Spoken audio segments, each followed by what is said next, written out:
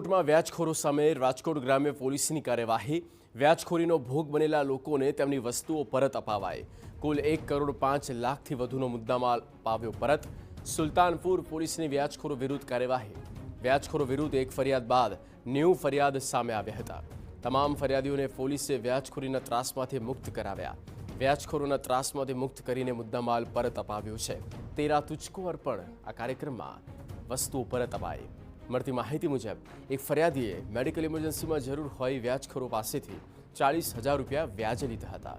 વ્યાજ પેટે 20,000 ચૂકવ્યા અને બાકીની રકમ ચૂકવી શકે તેમ નહોતો, ત્યારે આરોપીએ 3 ગ્રામ સોના અને ચાંદીના ઘરેણા સહિત કુલ 1,20,000નો મુદ્દામાલ પડાવ્યો। આ મામલે ફરિયાદીએ પોલીસમાં જાણ કરી અને 90 જેટલા ફરિયાદી પણ સામે આવ્યા।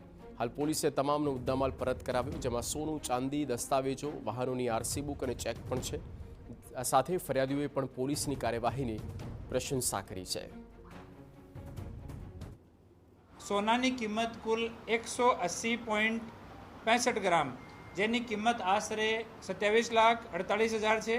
ચાંદીના દાગીનાની કિંમત કુલ વજન 19 કિલો 724 ગ્રામ, જેની કિંમત 49,31,000 રૂપિયા છે।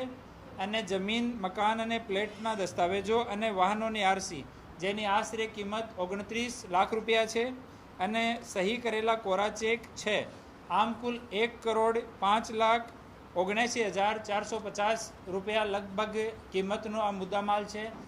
વ્યાજખોરીનું કરે ને લઈ ગયા હતા દાગીનાની બધી, પછી આપણે સાહેબ પોલીસ સ્ટેશન સુલતાનપુર ત્યાંનો સંપર્ક કર્યો, પછી સાહેબે મને પાછું બધું અપાવી દીધું। જાંત્રી, જુડો, જે કાંઈ મારું વસ્તુ હતું બધું તમામ એ બધું સાહેબે પાછું અપાવી દીધું। રાજકોટ